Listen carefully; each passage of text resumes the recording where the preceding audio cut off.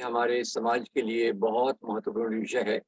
भारत की कल्पना और हिंदुत्व का खतरा, इसको मैं इस रूप में रखूंगा। और इसमें अगर हम देखें तो भारत की कल्पना, सबसे पहले हमारा जो कंफ्यूजन होता है, जो भ्रम होता है, वो भ्रम ये होता है कि भारत की कल्पना आखिर में कैसे आई। यहाँ तो ये दक्षिण एशिया में तो जो अलग अलग राजाशाही थी, अलग अलग प्रकार के राजघराने थे, उत्तर में कुछ थे, कुछ दक्षिण में थे, कुछ पश्चिम में थे, कुछ पूरब में थे। उसमें से कुछ कुछ राजाशाही बहुत बड़ी थी। सम्राट अशोक का राज्य बहुत बड़ा था। औरंगजेब ने भी अपने राज्य का विस्तार बहुत किया था, पर वो राजाशाही थी। ये बात हम बिल्कुल क्लियर करें कि आजकल राजाओं के पीछे बहुत राजनीति को सोचा जाता है, रखा जाता है। वो सांप्रदायिक ताकतों की एक चाल है। अब भारत के बनने की जो शुरुआत है वो होती है आजादी के आंदोलन के साथ, अंग्रेजों के यहाँ आने के बाद। अब ये मैं क्यों कह रहा हूँ, क्योंकि एक तो पहले राजाशाही में अगर आप देखें तो राजाशाही में साम्राज्यों की, राजाओं की कोई बाउंड्री नहीं होती थी। कोई यूनाइटेड नेशंस नहीं था।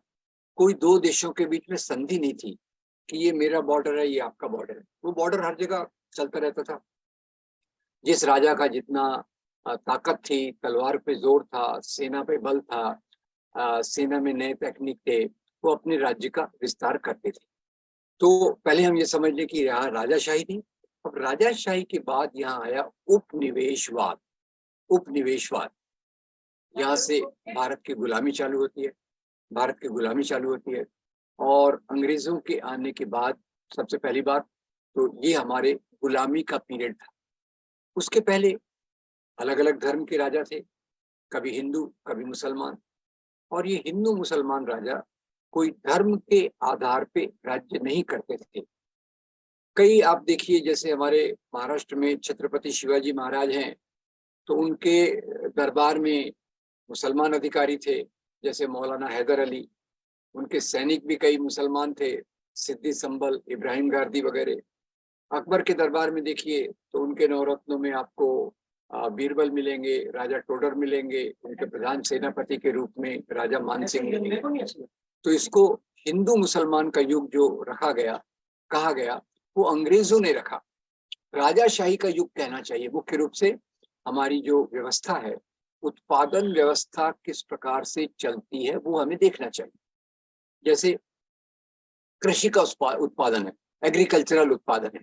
तो एग्रीकल्चरल उत्पादन में हम देखेंगे नीचे गरीब श्रमिक किसान है, गरीब किसान है, उसके ऊपर जमींदार है, उसके ऊपर राजा है, उसके ऊपर महाराजा है। ये एक सामंती व्यवस्था का साल है। उसमें जमींदार कभी कोई हिंदू कभी कोई मुसलमान, राजा कभी हिंदू कभी मुसलमान, साम्राज्य भी अलग अलग राजाओं के धर्मों के लोग रहे हैं। तो ये हमारा कंफ्यूजन, इसको मैं और भी इसको क्लियर करूंगा कि हिंदू युग, मुसलमान युग, ये आज की किताबों में इसको फिर से डाला जा रहा है। मुख्य मुद्दा मेरे समझने का है मजदूरों का।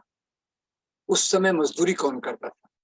जैसे एक तरफ दस्तकार थे, आर्टिसांस, और दूसरी तरफ थे गरीब किसान, मजदूर किसान। तो ये उस समय के उत्पादन व्यवस्था का केंद्र था। और पहली बात नोट कीजिए, जो सांप्रदायिक राजनीति आज चलती है वो इसको शोषक और शोषित के बजाय हिंदू बनाम मुस्लिम कर देती है। अब इतिहास में मुख्य जो संघर्ष रहा है, एक तरफ जमींदार शोषण करता है, एक्सप्लॉइटेशन करता है, दूसरी तरफ गरीब किसान मेहनत करता है, दस्तकार मेहनत करता है, और इसका लगान, टैक्स राजा के पास जाता है, राजा के पास जाता है। तो यह राजाशाही। और राजाशाही में मुख्य रूप से अभी हमें क्या किया गया, तो समाज व्यवस्था को देखने के लिए हमें उत्पादन व्यवस्था को देखना बहुत जरूरी है। और उत्पादन व्यवस्था में गरीब किसान, जमींदार, राजा, महाराजा, ये मुख्य रूप से इतिहास को देखने का तरीका होना चाहिए। उसके बदले जो तरीका आज है, एक तरफ हिंदू थे, एक तरफ मुसलमान थे, ये तरीका कैसे आया इस पर मैं बाद में आऊंगा। खैर, अब अंग्रेज यहाँ आए।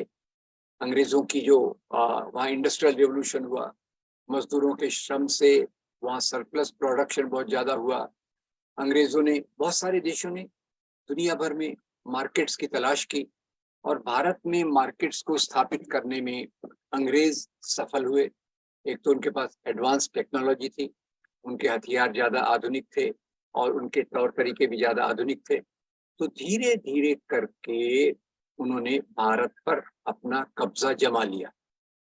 भारत पर कब्जा जमाया, पर इसी के साथ साथ करीब 600 के करीब छोटी रियासतें थी जो अंग्रेजों को टैक्स देती थी, पर उनका खुद का अंदर का प्रशासन चलता था, अंदर का प्रशासन चलता था। और भारत के 2/3 3/4 भाग पर अंग्रेजों का डायरेक्ट डायरेक्ट एडमिनिस्ट्रेशन था। अब अंग्रेजों ने क्या किया? अंग्रेज पुराने राजाओं से अलग थे। पुराने राजा क्या थे? भोग विलास करते थे, यही राज्य करते थे, खुद कानून बनाते थे, कानून लगाते थे, सजा देते थे, राज्य का विस्तार करते थे, सत्ता संपत्ति के लिए राज्य करते थे। अब अंग्रेजों का क्या अलग है? उनको राज्य तो करना है इंग्लैंड से, राज्य करना है यहाँ, और राज्य करना है एक तरफ से सत्ता चलानी है, दूसरी तरफ से हमारी संपत्ति को लूट कर ले जाना है। ये बात देखिए, यहीं से भारत की गुलामी चालू होती है। कई लोग इसको बड़े अलग तरीके से कहते हैं कि अभी भारत को आज़ादी 2014 में मिली। वो बिल्कुल गलत बात है। भारत को आज़ादी 1947 में मिली। अंग्रेजों के राज से आज़ादी मिलना ये मुख्य हमारी आज़ादी का एक द्योतक था। ठीक है, तो अंग्रेज, उनका प्रशासन तो इंग्लैंड से चलता था। हमारा कच्चा माल, हमारे खनिज पदार्थ, हमारे उत्पादन के साधन, हमारी संपत्ति, सोना चांदी लूट कर वो इंग्लैंड ले गए करीबन। ठीक है, तो गुलामी कब कहते हैं? देश की गुलामी। देश की गुलामी दो चीजें, एक यहाँ का प्रशासन विदेशों से चलता है, दूसरा यहाँ की संपत्ति को लूट कर बाहर ले जाते हैं। अब इसके पहले आप जब देखिए, इनको विदेशी राजा कहते हैं, मुसलमान राजा, या उसके पहले शाक, हून और ग्रीक, उन लोगों ने भी कई जगहों पे थोड़ी दिन तक राज किया। उनके बारे में ज्यादा कहा नहीं जाता, क्योंकि आजकल की सांप्रदायिक राजनीति में उनका कोई उपयोग नहीं है। एक मुसलमान राजाओं के प्रति नफरत फैलाकर वो काम कर लिया जाता है।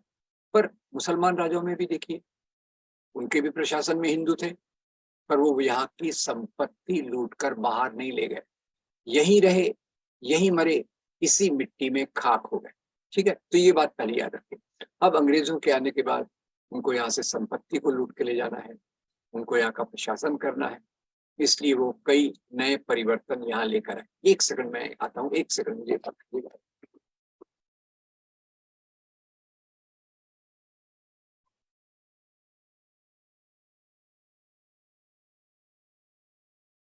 सॉरी। तो अंग्रेजों को यहाँ से संपत्ति लूट कर ले जाना था। टेक्नोलॉजी भी सब दुनिया में बदल गई थी, तो उसके लिए उन्होंने जो परिवर्तन लाए उसको मैं 3 रूप में सारांश में बताना चाहूंगा।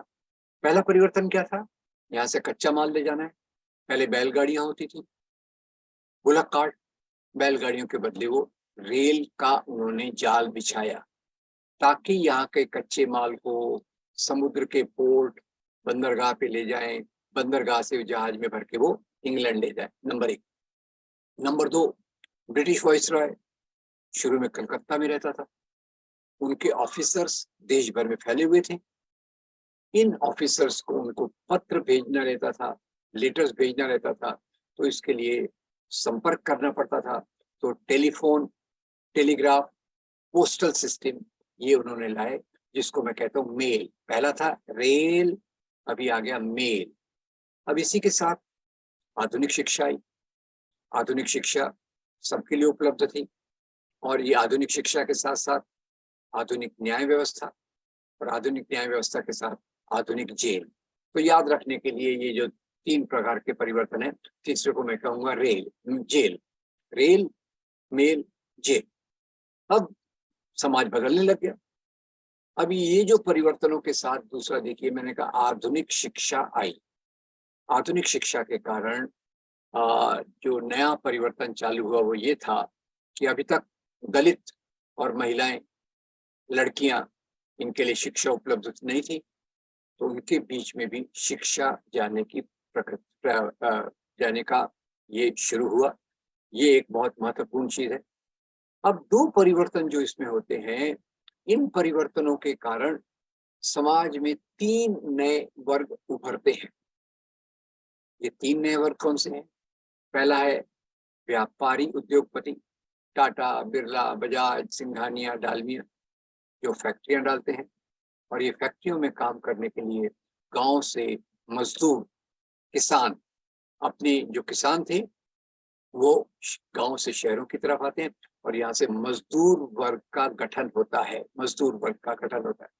और तीसरा नया वर्ग जो आता है, ये तीसरा नया वर्ग है आधुनिक शिक्षित वर्ग, पढ़े लिखे लोग जो एडमिनिस्ट्रेशन में थे, स्कूलों में पढ़ाते थे, यूनिवर्सिटी में पढ़ते थे। तो ये 3 नए वर्गों को हम याद रखेंगे, व्यापारी उद्योगपति, मजदूर वर्ग और आधुनिक शिक्षित वर्ग। इनके बीच से नए मूल्य आए, इनके बीच से आइडिया ऑफ इंडिया, भारत की कल्पना आई। पहले जो कल्पना थी वो एक राजाशाही की थी, अभी जो कल्पना आ रही थी, इनके बीच से जो मूल्य मैं थोड़ा सा और विस्तार में बताऊंगा। इनके संगठन भी बने, जैसे शुरुआत में जो संभ्रांत लोग थे इधर के तरफ के, उनमें मुंबई महाजन सभा, मद्रास महाजन सभा, बॉम्बे एसोसिएशन, पुणे सार्वजनिक सभा और ऐसे बहुत सारे संगठन बने। और इसी समय एक तरफ कॉमरेड सिंगारवेलु, इन्होंने मजदूरों को संगठित किया और दूसरी तरफ नारायण मेघाजी लोखंडे, इन्होंने मजदूरों को बंबई में टेक्सटाइल मिल्स यहाँ बहुत थी, उनको संगठित किया।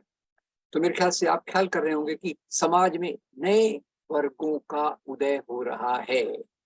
ये नए वर्ग व्यापारी उद्योगपति, मजदूर वर्ग, आधुनिक शिक्षित वर्ग।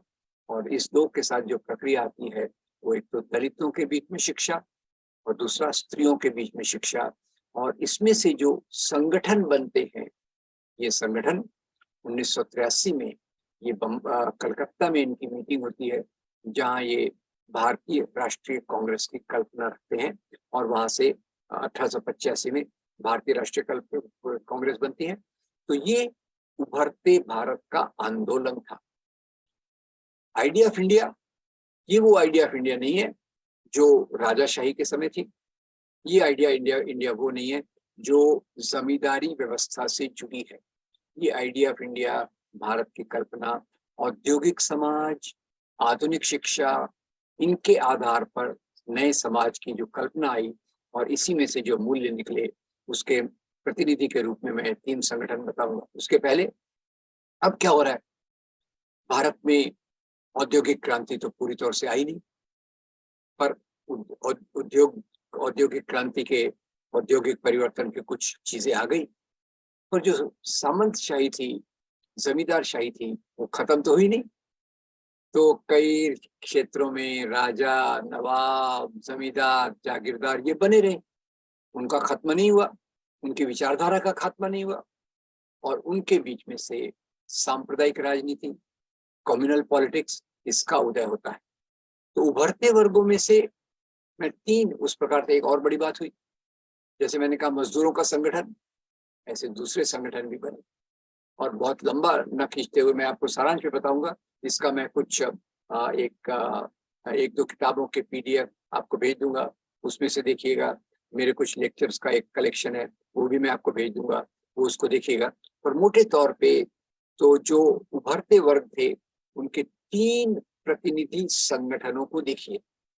कम्युनिस्ट पार्टी 1925 में बनी, शहीद आजम भगत सिंह 1931 में इन्होंने अपने जान की कुर्बानी दी देश की आजादी के लिए। तो इसमें पहला प्रभाव मैं जो रखता हूं वह शहीद आजम भगत सिंह का, जिनका जोर रहता है न्याय के लिए, जिनका जोर रहता है जिनका जोर रहता है स्वतंत्रता के लिए।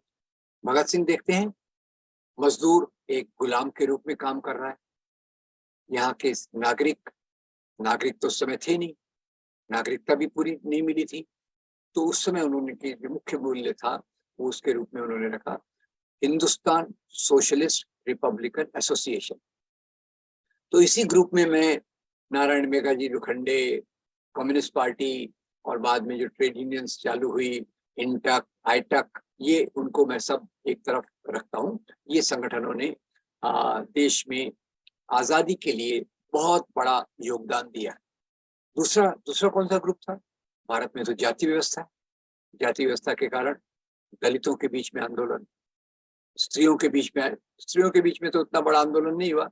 स्त्रियों की शिक्षा ही अपने आप में एक बड़ा आंदोलन था। तो उसको मैं प्रतिनिधित्व करने के लिए, बहुत सारे नाम है, ज्योतिराव फुले, सावित्रीबाई फुले, पेरियार रामास्वामी नायकर, पर प्रतिनिधि के रूप में मैं रखूंगा भीमराव बाबा साहब अम्बेडकर। बाबा Saheb Ambedkar independent labour party भी बनाते हैं, independent labour party schedule caste federation भी बनाते हैं, बाद में रिपब्लिकन पार्टी ऑफ इंडिया की कल्पना भी रखते हैं। ठीक है, तो ये 3 संगठनों के नाम ख्याल कीजिए।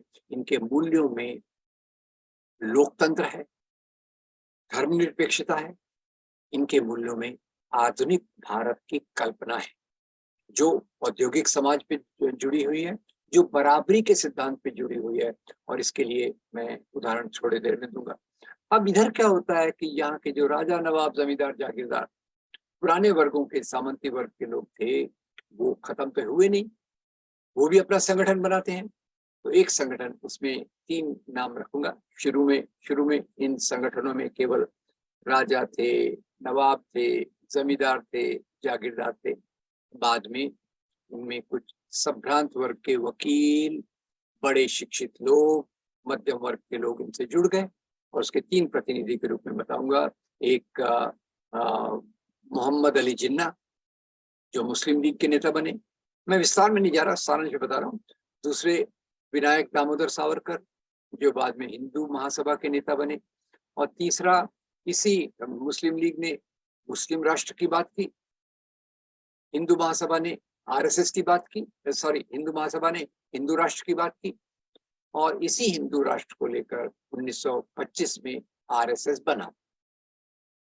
तो इधर आप देखिए, भगत सिंह, अंबेडकर, गांधी, ये धर्मनिरपेक्षता की बात करते हैं, लोकतंत्र की बात करते हैं। और इनके मूल्यों को प्रतिनिधित्व करने के लिए एक तरफ मैं बाबा साहब अंबेडकर को लेता हूँ। बाबा साहब अंबेडकर के जीवन में उन्होंने स्वतंत्रता आंदोलन के समांतर, पैरेलल चलते रहे। एक जगह वो मनुस्मृति जलाते हैं, कहते हैं इसमें शूद्र और स्त्रियों की गुलामी के कानून दिए हैं, ये कानून मुझे मंजूर नहीं है, इसलिए मैं इस किताब को जला रहा हूँ। एक तरफ ये बाबा साहब अम्बेडकर की बात है, और दूसरी तरफ वही बाबा साहब अम्बेडकर बाद में जाकर भारतीय संविधान की ड्राफ्टिंग कमेटी के अध्यक्ष बनते हैं। तो बाबा साहब अम्बेडकर ऐसे खड़े हैं, मनुस्मृति का दहन, क्योंकि उसमें ऊंच नीच के मूल्य हैं, जाति व्यवस्था है, गुलामी की बातें हैं। और भारतीय संविधान का निर्माण, जिसमें स्वतंत्रता, समता, बंधुता, न्याय, ये चीजें हैं, ये बाबा साहब अम्बेडकर। और इधर देखिए, प्रतिनिधि के रूप में मैं रख रहा हूँ के सुदर्शन। के सुदर्शन सन 2000 में आरएसएस के सर संघ चालक बने, सुप्रीम लीडर। और उन्होंने कहा, भारतीय संविधान ये विदेशी मूल्यों पे बना है, ये मूल्य भारतीय नहीं है, इनको फेंक दिया जाना चाहिए और एक ऐसा संविधान लाना चाहिए जो भारतीय धर्म ग्रंथों के आधार पे बना हो। तो ये धर्म के नाम की राजनीति ऐसी खड़ी है। तो इसमें संविधान के मूल्यों का विरोध है, और पुराने समय में जो चल रहे थे जाति व्यवस्था की ऊंच नीच, गुलामी की बातें, स्त्रियों के दुर्यम दर्जे की बातें, उसके आधार पे उन्होंने बात की। तो ये इधर से जो वर्ग आए वो भारत की कल्पना है, और इधर से जो वर्ग आए वो पुराने मूल्यों को आधुनिक समय पर लादने की एक कोशिश है। तो ये 2 प्रकार के प्रवाह। अब उनका हुआ क्या कि यहाँ तो वैसे देखा जाए तो अभी परसों में एक खबर पढ़ रहा था कि केरल के एक मस्जिद में हिंदू लड़के लड़की का विवाह हुआ। ऐसी दूसरी एक खबर पढ़ रहा था, एक मुसलमान महिला ने एक लड़की को हिंदू के रूप में पाला और हिंदू के रूप में उसमें शादी की। ये मेल जोल की परंपरा भारत की बहुत महान परंपरा है, जो यहाँ सदियों तक रही। पर अब बात क्या हुई कि जब सांप्रदायिक राजनीति के लोग आए, मुस्लिम लीग आई, हिंदू महासभा आई, तो इसी समय एक और बात होती है, वो होती है अंग्रेजों की नीति। तो 3 चीजों का ख्याल कीजिए जिसने आइडिया ऑफ इंडिया का विरोध किया। एक, अंग्रेजी पॉलिसीज, ब्रिटिश पॉलिसीज। दूसरा, मुस्लिम सांप्रदायिकता। तीसरा हिंदू सांप्रदायिकता। तो ब्रिटिश ने क्या किया, 1857 में, आपको याद होगा 1857 की क्रांति की शुरुआत एक तरफ मंगल पांडे करते हैं, बहादुर शाह जफर, तात्या साहब टोपे, झांसी की रानी, ये इसमें भाग लेते हैं। यानी हिंदू मुसलमान मिलकर अंग्रेजों के खिलाफ लड़ते हैं। अंग्रेजों की सत्ता डगमगा जाती है, और वो सत्ता जब डगमगा जाती है तो फैसला करते हैं, अगर हमको यहाँ राज करना है तो डिवाइड एंड रूल, फूट डालो और राज करो के सिद्धांत पर हमको चलना पड़ेगा। और उसी कारण से भारत की जो राजनीति आगे चली, उसमें एक तरफ मुस्लिम लीग ने हिंदुओं के खिलाफ नफरत फैलाई। उन्होंने कहा देखो यहाँ का राजा तो, यहाँ के बादशाह तो मुसलमान थे, हिंदू लोगों में क्या औकात है, और इस आधार पे उन्होंने हिंदुओं के खिलाफ नफरत फैलाई। और हिंदू महासभा आरएसएस ने मुसलमानों के खिलाफ नफरत फैलाई, और उसमें कुछ कुछ मुद्दे आज भी बहुत प्रचलित हैं, जैसे मंदिर का मुद्दा। अभी कर्नाटक में चुनाव हुआ तो हनुमान जी को याद किया गया, इसके पहले अक्सर सब चुनाव में भगवान श्री राम को याद किया जाता था। अब ये जो मामला था कि अयोध्या में एक मंदिर था जिसको बाबर ने तोड़ा और वहां मस्जिद बनाया, ये पुराने मुद्दों को लेकर यहाँ की राजनीति को गरमाया गया, सांप्रदायिक राजनीति को गरमाया गया। एक तरफ आजादी का आंदोलन चल रहा है जिसमें मजदूर जुड़ रहे हैं, जिसमें आम लोग जुड़ रहे हैं, किसान जुड़ रहे हैं, दलित जुड़ रहे हैं, महिलाएं जुड़ रही हैं, और वो धर्मनिरपेक्ष लोकतांत्रिक भारत की कल्पना करते हैं। और ये परिणति हमको दिखती है भारतीय संविधान के बनने के रूप में, जो आजादी के आंदोलन के मूल्यों का प्रतीक था। और दूसरी तरफ जो अंग्रेजों ने फूट डाली सांप्रदायिक ताकतों में, मुस्लिम लीग ने एक बात की कि हम मुसलमान तो अलग राष्ट्र हैं, हिंदू महासभा ने बात की हम हिंदू तो अलग राष्ट्र हैं, और सावरकर ने 1923 में यहाँ हिंदुत्व की बात आती है। सावरकर ने पहली बार इस शब्द को ज्यादा प्रोमिनेंट किया। पहले भी ये शब्द था, 1892 से था, 1892 से हिंदुत्व शब्द था। वैसे हिंदू धर्म में बहुत सारी परंपराएं हैं, नाथ, तंत्र, भक्ति, शैव, सिद्धांत, पर ये इन्होंने सावरकर ने इसमें से केवल जो ब्राह्मणवादी परंपरा है, ब्राह्मणवादी परंपरा को लेकर हिंदू धर्म की, हिंदुत्व की परिभाषा रखी। हिंदू संस्कृति को उन्होंने ब्राह्मणवादी संस्कृति के आधार पर प्रस्तुत किया, आर्य नस्ल को प्रस्तुत किया, और यहाँ की जमीन को प्रस्तुत करके उन्होंने हिंदुत्व कहा। हिंदुत्व यानी तीन चीजें, सिंधु से लेके समुद्र तक की जमीन, आर्यवंश और ब्राह्मणवादी संस्कृति, ये सावरकर की विचारधारा का आधार था, जो आरएसएस की प्रेरणा बनी। तो एक तरफ ये मूल्य चल रहे थे, और यहाँ ये हिंदुत्व की जो राजनीति है उसने यही मुद्दों को पकड़ा। अब मैं मुस्लिम लीग की राजनीति को ज्यादा नहीं बताऊंगा, क्योंकि मुस्लिम लीग की राजनीति, अंग्रेजों की नीतियां और हिंदू सांप्रदायिकता, इसके मेल जोल से भारत का विभाजन हुआ। और ये भारत के विभाजन में तीनों का रोल था। तो पाकिस्तान इस्लाम के नाम पे बना, और वो पाकिस्तान दो टुकड़ों में टूट गया। और जो देश इस्लाम के नाम पर बना उसका क्या हाल है आप देख रहे हैं। धर्म के नाम पे जब राष्ट्र बनाया जाता है, जब धर्म को राष्ट्रवाद का आधार बनाया जाता है, तो देश प्रगति नहीं करता, वो देश भावनात्मक मुद्दों में उलझा रहता है। और पाकिस्तान उसका उदाहरण हमारे पड़ोस में दिख रहा है। तो खैर, इधर से हिंदुत्व की राजनीति, इसमें कहा ये जो गांधी का आंदोलन है, ये जो भगत सिंह ने जो विचार रखे हैं, ये जो अंबेडकर ने जो विचार रखे हैं, संविधान बनाया है, इससे हमको कोई लेना देना नहीं है। हम तो अनादिकाल से हिंदू राष्ट्र हैं। अब ये देखिए, अनादिकाल में तो कोई राष्ट्र की कल्पना नहीं थी। The notion of nation state is a modern concept. इसमें आप देखेंगे कि ये आधुनिक काल में आई। पहले तो बादशाहत थी, राजाशाही थी, किंगडम्स थे। उसके पहले घुमंतु समाज, पेस्टोरल सोसाइटीज थी। उसके पहले हंटर फूड गैदरर थे। उनको नेशन नहीं कह सकते। नेशन तब बनता है जब एजुकेशन, कम्युनिकेशन से लोग एक दूसरे से जुड़ते हैं। खैर, तो भारत में नेशन बनने की प्रक्रिया मैंने आपको बताई कि जब यहाँ आधुनिक शिक्षा, आधुनिक कम्युनिकेशन, आधुनिक ट्रांसपोर्ट आया तो भारत के बनने की प्रक्रिया शुरू हुई। तो खैर, अब हिंदुत्व के मुस्लिम राजनीति का मैं ज्यादा नहीं कहूंगा। आज मुस्लिम राजनीति भी खतरनाक है, हिंदू धर्म के नाम की राजनीति भी खतरनाक है। और भी आपको जोड़ दूं, जहां भी राजनीति धर्म के नाम पे की जाती है वो आम लोगों के लिए खतरनाक होती है। इसका उदाहरण आपको श्रीलंका में मिलेगा, जहाँ बुद्ध धर्म के नाम पे राजनीति होती है। पाकिस्तान में इसका उदाहरण मिलेगा, जहाँ इस्लाम के नाम पे राजनीति होती है। और जब से भारत में हिंदू धर्म के नाम की राजनीति, हिंदुत्व की राजनीति बढ़ रही है, ये एक तरफ मुसलमानों के खिलाफ नफरत। अब उसमें 2-3 उदाहरण ले लेता हूँ। जैसे मैं बात कर रहा था, मंदिर तोड़े गए। ये बात सच है कि राजाओं ने मंदिर तोड़े, पर क्या केवल मुसलमान राजाओं ने मंदिर तोड़े? ये गलत है। क्या मुसलमान राजाओं ने केवल मंदिर तोड़े या उन्होंने मस्जिदें भी तोड़ी?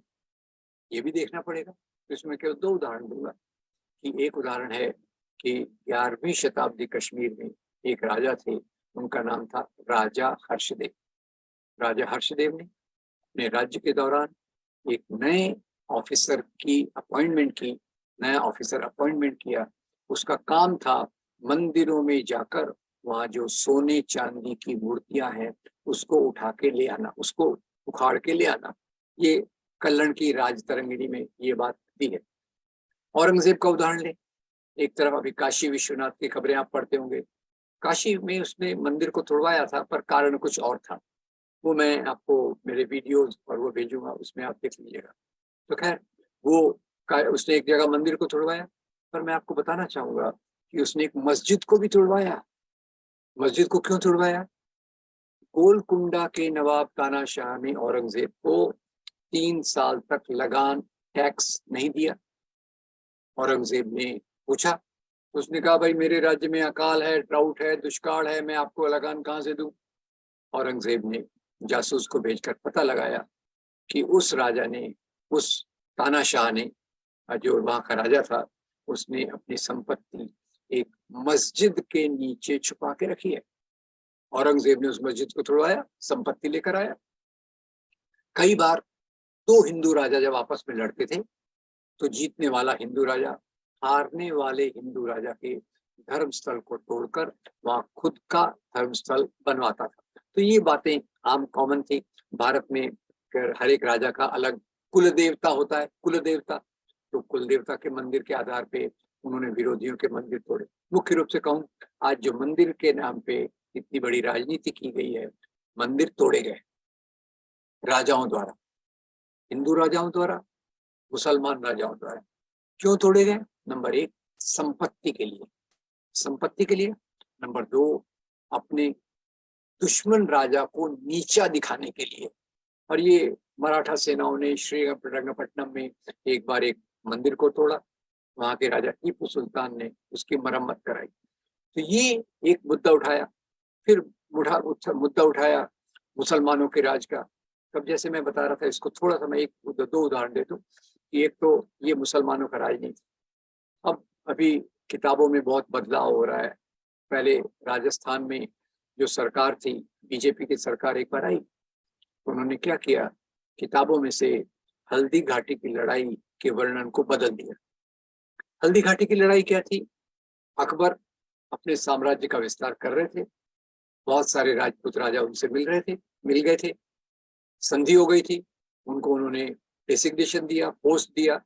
पर राजा मान सिंह, राजा राणा प्रताप उनके साथ नहीं मिले। राणा प्रताप और अकबर की लड़ाई हो गई, अकबर उसमें जीत गए, राणा प्रताप हार गए। अब इसी एक बात को मैं देखूंगा, इस लड़ाई को हिंदू मुसलमान की लड़ाई के रूप में बताया जाता है। ये लड़ाई धर्म के लिए नहीं थी, ये लड़ाई सत्ता के लिए थी।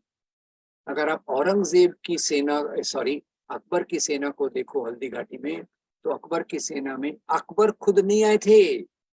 अकबर के बदले जो आए थे उनका नाम था राजा मान सिंह।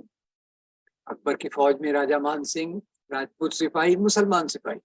और राणा प्रताप की फौज में 2 सेनापति, एक राम सिंह और एक हकीम खान सूर। राणा प्रताप की सेना में 3000 सिपाही, 1000 पठान सिपाही, 2000 राजपूत सिपाही। तो ख्याल कीजिए, दोनों तरफ मुसलमान हैं, दोनों तरफ हिंदू हैं। तो ये लड़ाई हिंदू मुसलमान की नहीं है, ये लड़ाई दो राजाओं की लड़ाई है। ये लड़ाई धर्म के लिए नहीं है, ये लड़ाई सत्ता के लिए है। तो ये एक मैं उदाहरण के रूप में दे रहा हूँ, ऐसे बहुत सारे उदाहरण मैं आपको दे सकता हूँ। तो खैर, अब इस आधार पे नफरत फैलाई गई और फिर कहा गया इस्लाम यहाँ तलवार की नोक पर फैला। दोस्तों, मैं आपको बताना चाहता हूँ कि राजा लोग धर्म नहीं फैलाते थे। दुनिया में केवल एक ही राजा हुआ है जिसने अपने धर्म का प्रसार किया है, और उनका नाम है सम्राट अशोक, जिन्होंने शांति के मार्ग से अपने दूतों को भेजकर अपने धर्म का प्रचार किया, जिसके कारण बुद्ध धर्म दक्षिण एशिया में बहुत फैला और आगे चला। तो ये राजा लोग धर्म नहीं फैलाते थे, राजा लोग मुख्य रूप से अपनी सत्ता का विस्तार करते थे। तो इस्लाम कैसे फैला? स्वामी विवेकानंद उसमें बताते हैं, ये कहना पागलपन है कि तलवार की नोक पर इस्लाम फैला। अभी उनकी एक नई किताब आई है, उसमें उनका एक निबंध है, the future of India. Future of India में वो लिखते हैं कि वो कहते हैं अपने भाषण में कि यहाँ ज्यादातर जो धर्मांतरण हुए हैं इस्लाम में, वो जाति व्यवस्था के अत्याचार के कारण हुए हैं। और ये हम जानते हैं, छुआछूत थी, जाति व्यवस्था थी, उसके अत्याचार के कारण ये सब हुए। तो खैर, तो मुस्लिम सांप्रदायिकता ने हिंदुओं के खिलाफ नफरत फैलाई, हिंदू सांप्रदायिकता ने मुसलमानों के खिलाफ नफरत फैलाई, जिससे यहाँ दंगे होने की प्रक्रिया, दंगे, कम्युनल वायलेंस होने की प्रक्रिया चालू हुई। और इन्हीं दंगों से देश में अंदर से विभाजन की प्रक्रिया चालू हुई। आज भी इसी को पोलराइजेशन कहते हैं, ध्रुवीकरण कहते हैं। इशारों इशारों में जैसे देखिए, भारतीय जनता पार्टी इन्हीं इशारों में अभी अभी तक भगवान राम को लेके चलती थी, और अभी बजरंग बली को उन्होंने लेके कर्नाटक में चला। ये खुशी की बात है कि बजरंग बली का उनका दाव चला नहीं, क्योंकि उनके खिलाफ बहुत सारी बातें थी, और लोग भी अभी शायद जागरूक हो रहे हैं। ये धर्म के नाम की राजनीति देश को बर्बाद कर देगी। वो पड़ोसी मुल्कों को देश देख रहे हैं, इसलिए शायद इस प्रकार के अच्छे नतीजे आ रहे हैं। तो ये जो नफरत फैलाई गई, ये नफरत सांप्रदायिकता का आधार होती है। नफरत के कारण, नफरत क्यों फैलती है? गलत प्रोपेगेंडा, बहुत सारी चीजों का, दूसरे समाज के बारे में गलत प्रोपेगेंडा, उसके कारण नफरत होती है। और ये नफरत के कारण आगे चलकर हिंसा करवाई जा सकती है। याद रखिए दोस्तों, हिंसा होती नहीं है, हिंसा करवाई जाती है। और हिंसा करने के बाद ये भी आपने याद रखना चाहिए, हिंसा जहां जहां करवाई जाती है, उसके बाद चुनावी तौर पे भारतीय जनता पार्टी पहले से ज्यादा मजबूत हो जाती है। ये मेरा कहना नहीं है, ये यहाँ जो भी लोगों ने सांप्रदायिक दंगों का रिसर्च किया है, उसमें से कई विदेशियों ने, येल यूनिवर्सिटी के लोगों ने भी किया है। भारत में डॉक्टर असगर अली इंजीनियर का बहुत महत्वपूर्ण काम है। जिन लोगों ने सांप्रदायिक दंगों का अध्ययन किया है, उनका यही निष्कर्ष है कि सांप्रदायिक दंगे ये लोगों को बांट देते हैं, और उससे पोलराइज करके भारतीय जनता पार्टी पहले से मजबूत होती जाती है।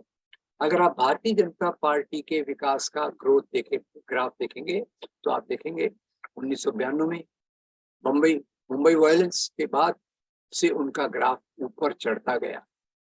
गुजरात में दंगे करवाए गए, क्रिश्चियंस के खिलाफ दंगे करवाए गए, फिर अभी लेटेस्ट दंगे दिल्ली में हुए, सीएए एनआरसी के नाम पे हुए, और हर एक के बाद ये चुनावी तौर से पहले से ज्यादा पावरफुल हो जाती है। तो ये मुद्दे जो हमारे आज, तो ये जो सांप्रदायिक लोग हैं, आजादी के आंदोलन से दूर रहे। मैं पहले कहता था कि शुरुआत में अगर आप देखें तो आपको एक भी कॉमरेड नहीं मिलेगा जिसने आजादी के आंदोलन के लिए काम ना किया हो, आजादी के आंदोलन के लिए जेल ना गया हो। और आपको आरएसएस में से, सांप्रदायिक संगठनों में से एक भी व्यक्ति नहीं मिलेगा जो आजादी के आंदोलन में जिसने भाग लिया हो, या एक आध बार कोई एक्सेप्शन होगा, एक आध बार जेल में गए होंगे। उसके अलावा आजादी के आंदोलन से सांप्रदायिक लोग पूरी तौर से दूर रहे। हिंदुत्व की राजनीति करने वाले, मुस्लिम लीग की राजनीति करने वाले आजादी के आंदोलन से पूरी तौर से दूर रहे। और मजदूरों ने समय समय पर स्ट्राइक की, अपने अधिकार जताए और उन्होंने देश के आज़ादी के आंदोलन को बहुत बड़ी मजबूती दी। अब दुर्भाग्य ये है कि आरएसएस जो बना, आरएसएस ने हिंदू राष्ट्र की बात की, इधर से भगत सिंह, गांधी, अंबेडकर ये भारतीय राष्ट्र की बात करते हैं।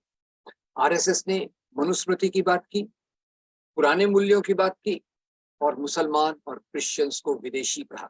इसके आधार पे उन्होंने अपने भावनात्मक मुद्दे खड़े किए, संगठन बहुत बड़ा बनाया। ये मानना पड़ेगा कि उनकी आलोचना कितनी भी करो, उन्होंने संगठन को बहुत मजबूत तरीके से बनाया और ये संगठन आज का दुनिया का, भारत का ही नहीं दुनिया का सबसे बड़ा संगठन है, जो हमेशा भारतीय जनता पार्टी के चुनाव में काम करता है और उसी के कारण 2 बार ये सेंटर में भी सत्ता पे आए और राज्यों में भी सत्ता पे आए। अब इनके मुख्य मुद्दे क्या हैं? ये सत्ता पे तो आते हैं क्योंकि इनका प्रचार तंत्र बहुत मजबूत है, मनी पावर बहुत मजबूत है और जब भारतीय जनता पार्टी केंद्र पे सत्ता पे आती है, ये सबसे पहला काम करती है मजदूरों के अधिकारों को समाप्त करना। जो भी मजदूर आंदोलन की उपलब्धि थी, उन आंदोलनों को, उन प्रोविजंस को, उन कानूनों को कमजोर करना। किसानों के आंदोलन का आप जानते होंगे, 1 साल तक किसान बॉर्डर पे, सिंघू बॉर्डर पर खड़े रहे, 600 किसानों की मृत्यु हुई, सरकार ने उनकी सुनवाई नहीं की। तो ये इनका मुद्दा गरीब किसानों से नहीं है, मजदूरों से नहीं है, आदिवासियों से नहीं है, महिला अधिकारों से नहीं है, मजदूरों के अधिकार से नहीं है। ये ज्यादातर कॉर्पोरेट वर्ल्ड के साथ चलते हैं।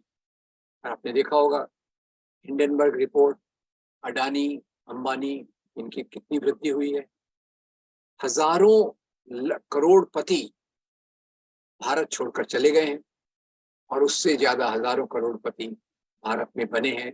और इसी दौरान एक तरफ यहाँ महंगाई बढ़ी है, गरीबी बढ़ी है, लोगों का जीवन स्तर नीचे गिरा है और दूसरी तरफ कुछ लोग ज्यादा समृद्ध हुए हैं। तो इनकी नीतियों का परिणाम है जो आज हमको दिख रहा है। उसके पहले मैं बताऊं कि इनकी नीतियां मुख्य रूप से किन मुद्दों पे चलती है। अब आपका संगठन C2 है, ज्यादातर बात करेगा आम लोगों की, मजदूरों की, महंगाई की, बेकारी की, 8 घंटे का दिन की, इनके ऊपर बात करेगा। और ये आरएसएस, बीजेपी ये किन मुद्दों को उठाती है? ये भावनात्मक मुद्दों को उठाती है। जैसे मंदिर का मुद्दा उठाया, धर्मांतरण का मुद्दा उठाया, आजकल लव जिहाद पे बहुत कुछ चल रहा है जो अपने आप में बहुत बोगस चीज है। कश्मीर फाइल, अभी जैसे कश्मीर फाइल्स आई नफरत फैलाने के लिए, केरला स्टोरी आई नफरत फैलाने के लिए। केरला स्टोरी पे ध्रुव राठी का एक वीडियो है, जरूर देखिएगा। मेरा एक वीडियो है, जरूर देखिएगा। उसमें इन्होंने कितने झूठ का सहारा लेके नफरत फैलाने की बात की है, ये आपको उसमें दिखेगा। बहुत सारे मुद्दे हैं, मैं 1 घंटे के इसमें तो कवर नहीं कर सकता, पर इतना बताना चाहता हूँ कि जैसे एक आपको उदाहरण दूं कि अभी गाय का मुद्दा उन्होंने शुरू किया, गौ हमारी माता है। और मैं फिर से स्वामी विवेकानंद को कोट करूंगा, lectures from Chicago to Almora. उसमें बताते हैं कि वैदिक काल में बीफ, गाय का मांस खाया जाता था, बलि प्रथा थी। ये तो बाद में गौतम बुद्ध ने इसका विरोध किया, उसके बाद से ये बंद हो गया। और फिर ब्राह्मणवाद ऊपर आया और ब्राह्मणवाद ने गाय को अपना प्रतीक बना लिया। और आज आप देखिए गाय के मुद्दे पर कितनी हत्याएं हुई, ऊना में दलितों को कितना मारा गया, पीटा गया। करीब 100 हत्याएं पिछले 6 साल में हुई और गाय से इनको कोई लेना देना नहीं। ये गाय का मुद्दा हमारी आर्थिक व्यवस्था को गिरा रहा है। केवल एक ही मैं सैंपल के तौर पे ये मुद्दे को ले रहा हूँ, हमारे इसको गिरा रहा है।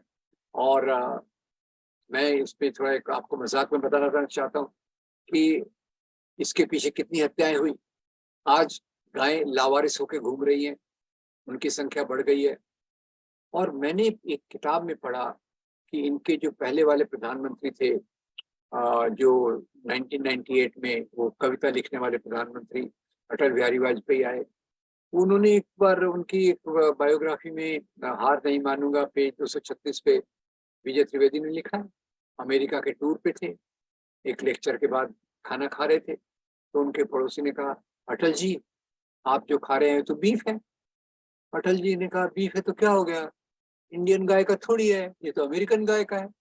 ये इनके लिए इस प्रकार के डुप्लीकेट स्टैंडर्ड हिपोक्रेसी में चलते हैं और उनका एक उद्देश्य रहता है, मजदूरों के अधिकार को दबाना, किसानों के अधिकार को दबाना और कॉरपोरेट वर्ल्ड को मजबूत करना। तीसरा, माइनॉरिटीज को टारगेट करके माइनॉरिटीज के खिलाफ कैंपेन चलाना, जिससे मुस्लिम माइनॉरिटी डर के कारण सिकुड़ती जा रही है और उनके गेटोज बन रहे हैं। गेटोज में फिर दकियानुसी मौलानाओं का प्रभाव बढ़ता है, तो ये उसके कारण बढ़ता है। वैसे कोई भी समाज अपने अंधेरे में पीछे धकेला नहीं जाना चाहता। तो हिंदुत्व की जो राजनीति है, हिंदू नेशनलिज्म जो है, ये देश को पीछे ले जाने की कोशिश है, मनुस्मृति के मूल्यों को लागू करने की कोशिश है, मजदूर, दलित, आदिवासी, महिला, इनके अधिकारों को खत्म करने की कोशिश है और उसी के साथ साथ ये यहाँ के कॉरपोरेट वर्ल्ड को पूरे अधिकार देने की बात करती है। हिंदुत्व की राजनीति का हिंदू धर्म के नैतिक मूल्यों से कोई लेना देना नहीं है।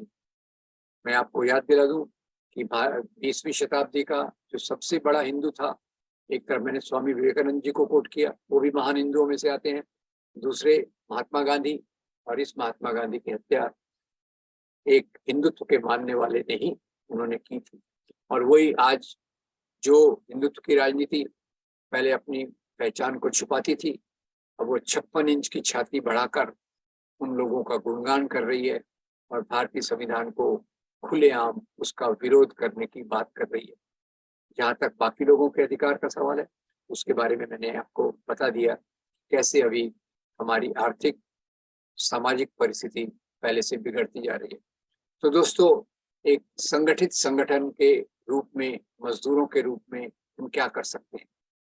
तो मुख्य बात यह है, पहले हमें ये समझना जरूरी है कि कोई भी समाज तभी विकसित हो सकता है जब वो धर्मनिरपेक्षता, जब धर्म को मंदिर, मस्जिद, चर्च में रखा जाए और राजनीति को चुनावी मैदान में रखा जाए, और राजनीति का आधार रोटी, कपड़ा, मकान, शिक्षा, स्वास्थ्य, नौकरी, ये उसका आधार राजनीति का होना चाहिए। भावनात्मक मुद्दों में समाज को पोलराइज करके ये जो कर रहे हैं, उसके खिलाफ एक संघर्ष करने की बहुत जरूरी है।